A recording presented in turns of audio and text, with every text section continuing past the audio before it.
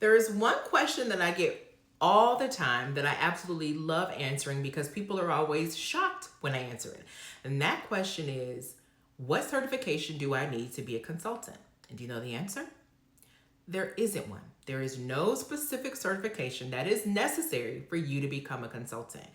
However, I do think there are some particular skills or things that you can have that would make you a great consultant. So in this video, we're going to talk about the 3 things that might let you know that you're ready to step into the consulting practice. Number 1, it's an easy one. And I guarantee if you're watching this video and you're a therapist or a certified coach, you already have this one thing. The number 1 thing that will let you know you're ready to be a consultant is that you're having success in your day job. So if you are good at providing counseling or coaching, if people have success, if they're having transformation, if they're coming back into your session, having done their homework and telling you how things are getting better, if they are able to reach their goals and they're proud, or they're completing their sessions and moving on and not having to come back and see you, those are all indicators that you're good at what you do. And that means that you could be a really great consultant. Now, if you're saying, I think I'm good at what I do, my clients like me, I'm doing good, I'm booked, I'm busy, but I'm not sure. Well, here's what I generally suggest. Number 1, I want you to start kind of tracking your data. If you're not doing things where you're assessing your clients at the beginning, progress monitoring, those kind of things, that can be really helpful for you to start to have some things to tell people when they ask you how successful you've been. So if you have, let's say 20 clients that you're working with, and let's say 10 of them have anxiety. And of those 10 that you've worked with for at least 30 days, they tell you that their anxiety symptoms are 10% better or 20% better, or go from a 9 on a scale of 1 to 10 down to a 2 or a 3 on a scale of 1 to 10.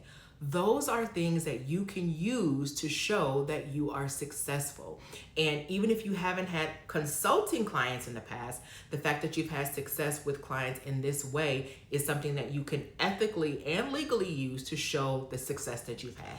Now, this second one can be a little bit more challenging for my counseling friends, so I'm going to take this a little bit gentler. The second one that lets you know you're ready to step into the consulting space is that you are comfortable owning your value. Now, let me tell you why this can be a challenge. You are used to arguing with insurance companies about how many sessions your client can get. You are used to them lowballing you on your rate and having to negotiate back and forth.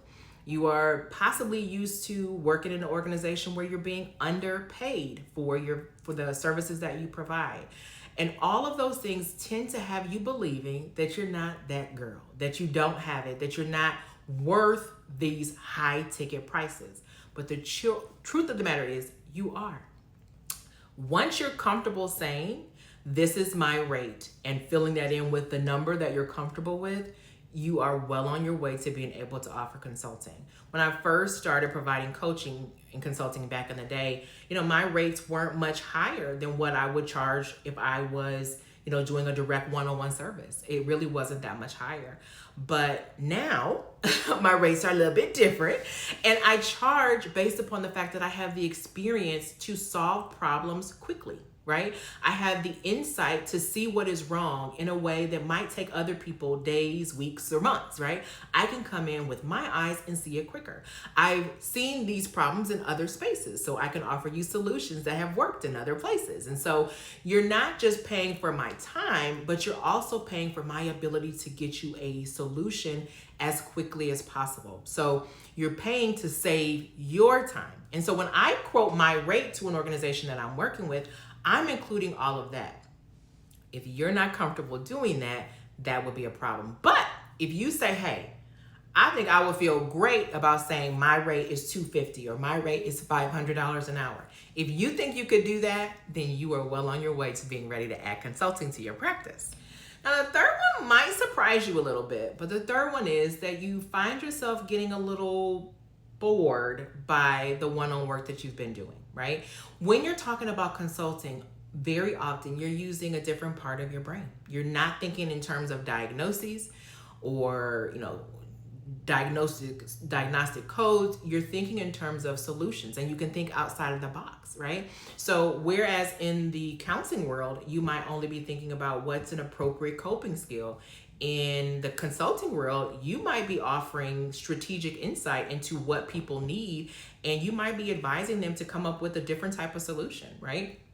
One of the organizations we worked with, they had hired a particular insurance company. They contracted with a particular insurance company.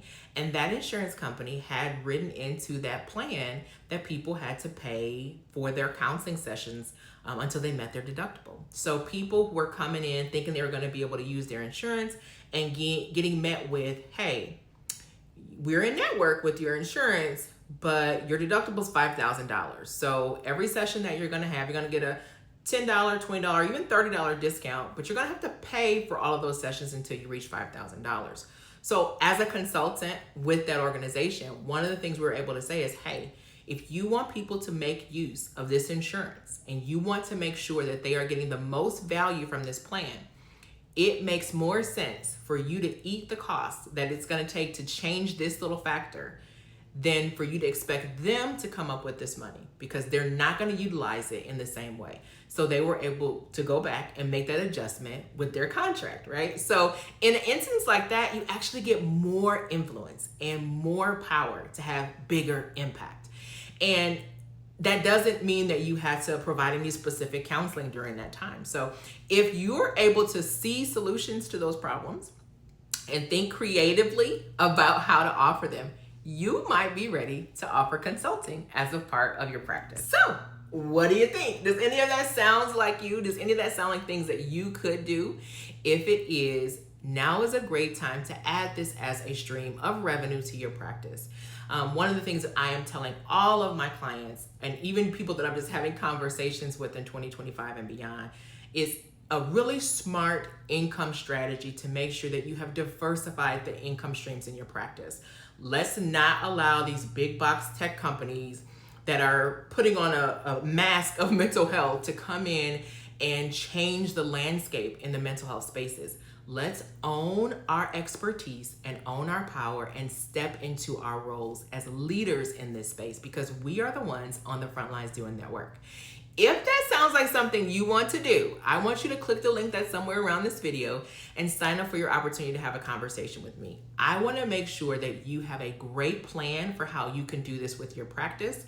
And I'm going to give you all the best details that I can, and even a few of my little tricks and tips that have helped me along the way. Because remember, if I can save you a little bit of time, it's going to save you and make you a little bit more money. I'll see you in the next video.